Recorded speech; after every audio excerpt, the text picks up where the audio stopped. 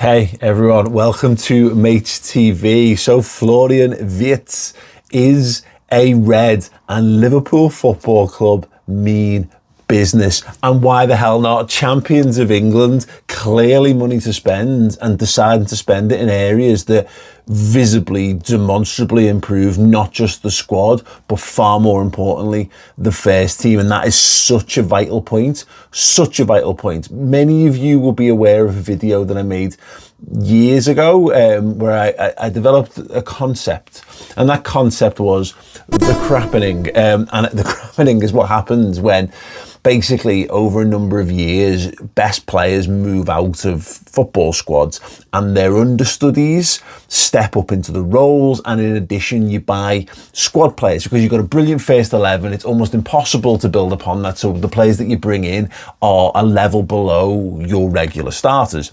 And then combine all that over a period of time means that your squad starts to weaken, but in ways that you haven't really realised that it's happening. The crappening. TM. Liverpool have had that happen to them before.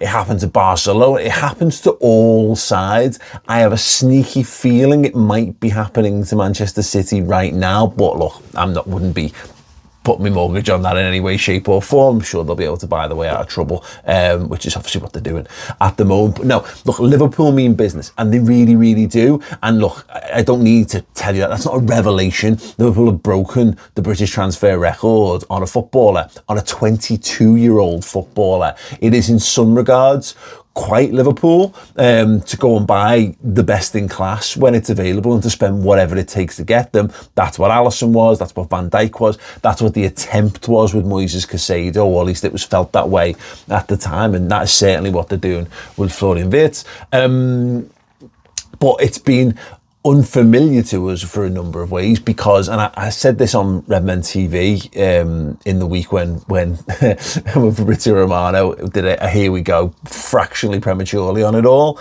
that Liverpool signing Wirtz, it feels like such a Manchester City signing. You know, it feels like the kind of move that other clubs make, and then Liverpool go, well, we can't really compete with that, so we're going to go and use our, intelligent scouting, and we're going to go and use our algorithms, and we're going to find fabulous value for money elsewhere. And look, that approach has gotten Liverpool all kinds of places. You know, as much as I've mentioned Alisson and Van Dijk, like Salah is a bit more of that player. Not an unknown quantity by any stretch, but certainly one that, was far more of a Moneyball signing than Van Dijk, than paying £70 million for a centre-half, or the same for a goalkeeper. That has been where Liverpool have had so much success. But actually what Liverpool have done here is, identified what's happening, what is the best of the market, and gone and got it. And it's a lot of money. Let's make it perfectly clear. It's money beyond what Liverpool have done. There's an argument that it could end up being almost double what our most expensive signing ever was prior to that. So there's a lot of expectation on him to sort of perform under that. But in doing that, not only do you get the best player on the market, but you stop someone else having the best player on the market. And it's hard to quantify what that's worth. But if Ryan Cherky is the second best, and look, ultimately you can only score so many goals and get so many assists. I think the best example of this is the Haaland one.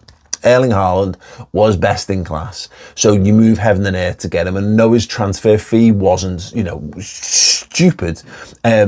What he's on wage-wise and his deal and all the side things that were all a bit sneaky with his dad and his representation and all that kind of stuff, it makes it a worthwhile move, because not only have you got a guy who's going to score more goals than everyone apart from Mohamed Salah, but he's not then playing for Arsenal and Liverpool and scoring all those goals, and then you're having to find other ways to make it work. Bellingham is arguably one of those as well. Just a guy whose talent is unquestionable, and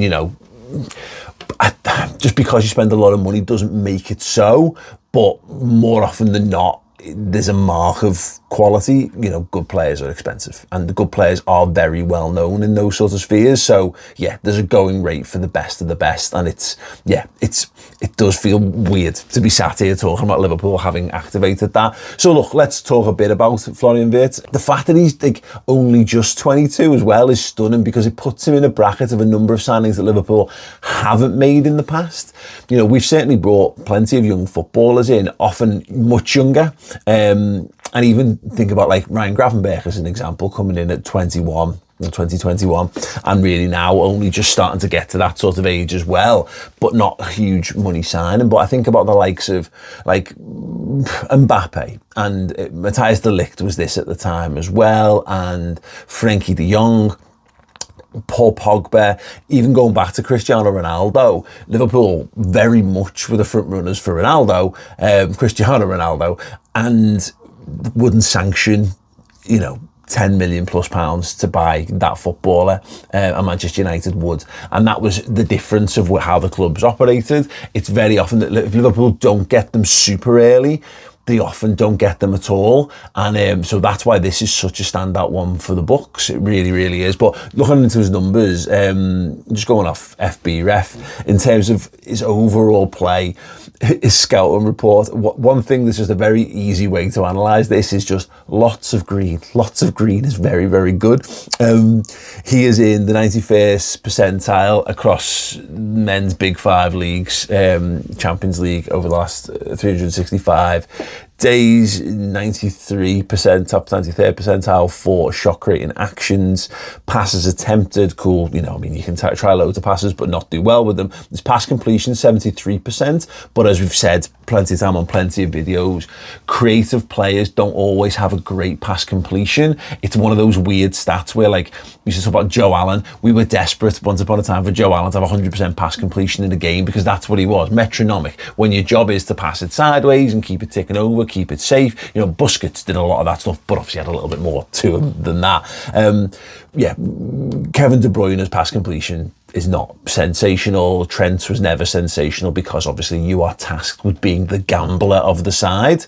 And when you gamble, the odds aren't always in your favour, because if the odds were in your favour, then more people would be able to do it, and it would be less of a specialised role and position and skill set, and therefore worth less money, etc., etc. But progressive passes, 93rd percentile for that. Successful take-ons, 96th. Oof.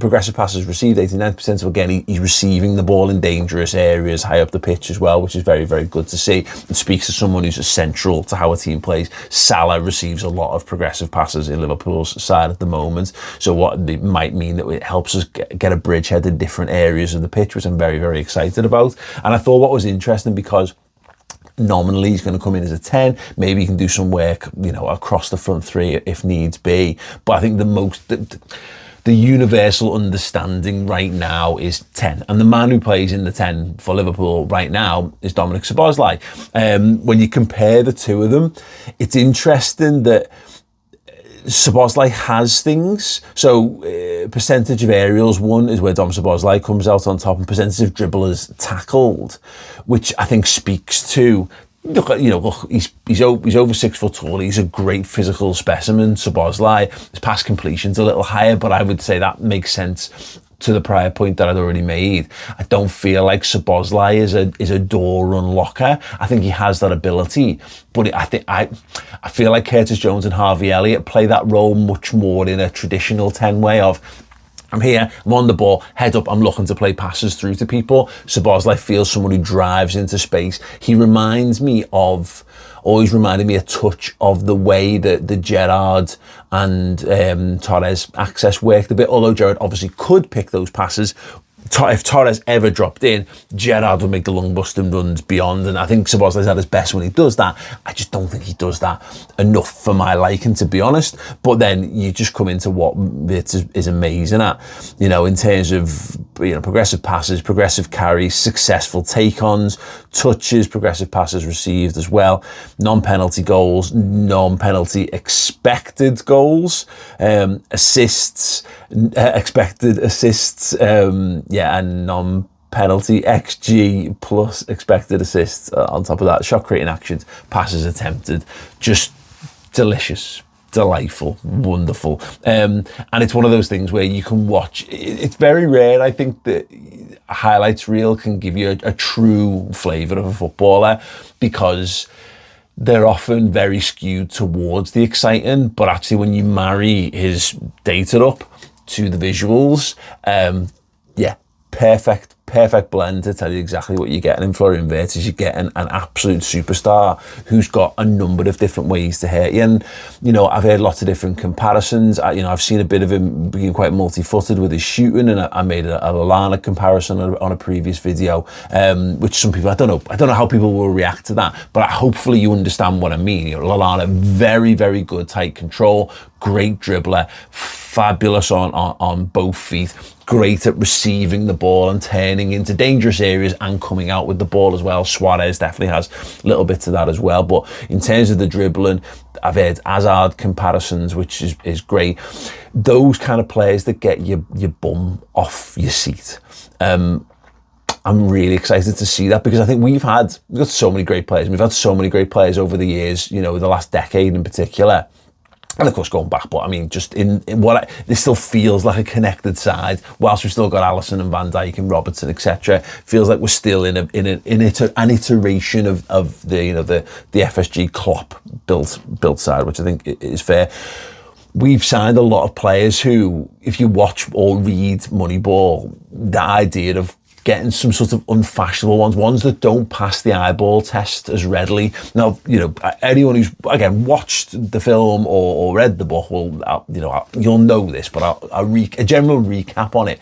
And it's part of like Billy Bean's story, is that he looked the part. He looked the business, the right height, the right physique, the right movements, the way he was striking the ball and all that kind of stuff. But what it came about was, mentally, he didn't have what it takes to deal with setbacks and failure and what happens when I'm not the best of the best. That was one of his major sort of weaknesses. And so, you know, part of how the old days would go about constructing teams is to players who've got funny stances, and, you know, who traditional scouts who are like the kind of people who would walk over like how you would judge a horse, you know, like walk over, squeeze the biceps and kick the tires and all that kind of stuff. Liverpool have signed a bunch of players who are a little ugly at times in how they do things.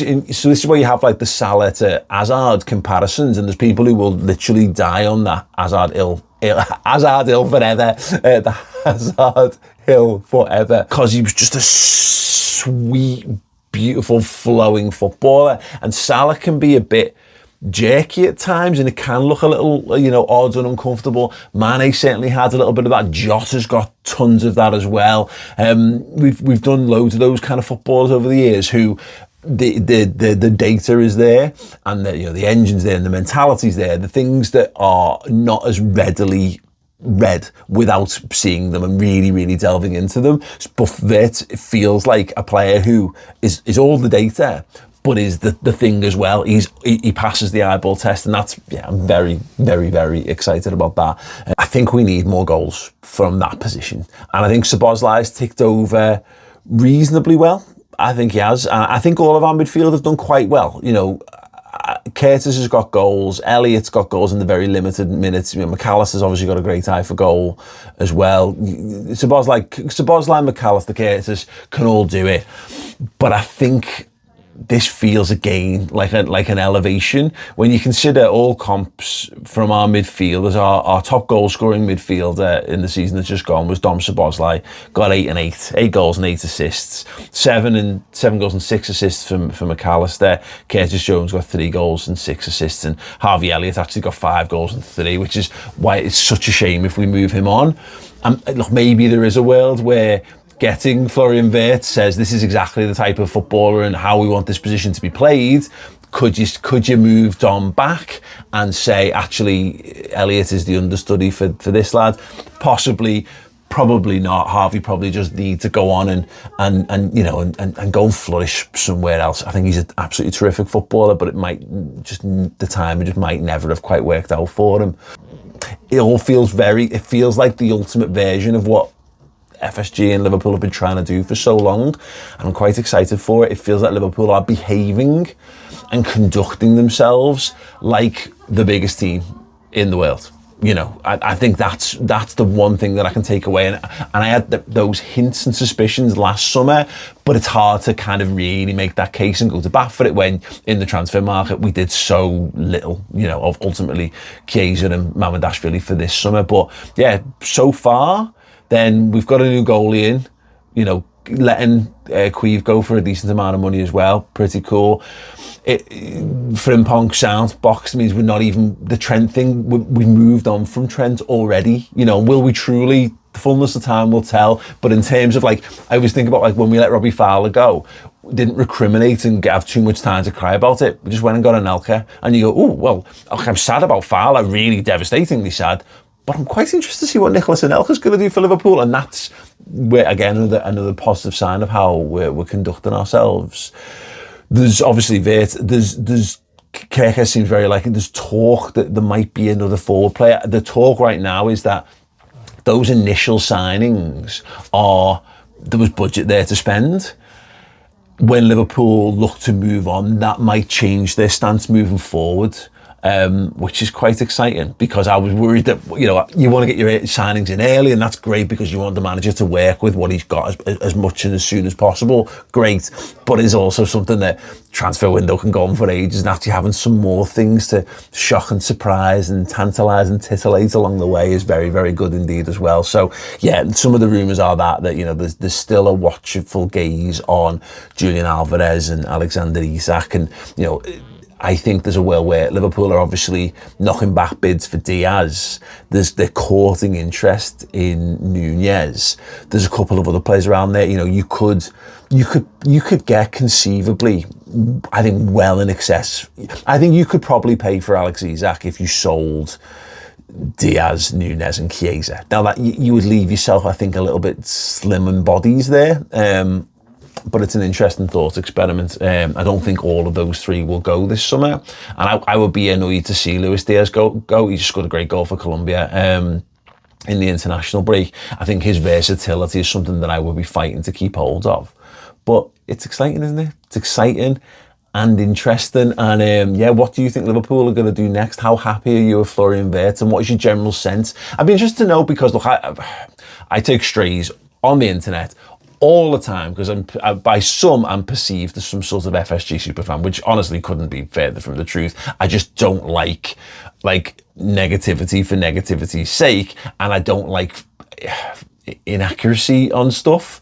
And also I've lived enough life and watched enough football to know how bad things can be, and I often compare things to what else is out there. And I think the only, you know, club that's done more in the last decade in particular in England is Manchester City, and look at the you know, insecure ground that they're in. That might be the final thing that I think swings people over, and not that even, who gives a shit whether it's, call them whatever you want, they can be any owners, as long as they build a competitive Liverpool team year on year, and that team goes and gives us boss memories, and you know, we win more games than we lose, and we are in with a fighting chance of every piece of silverware that we enter, then that's all Liverpool fans are looking for, right? That's all I'm looking for, certainly.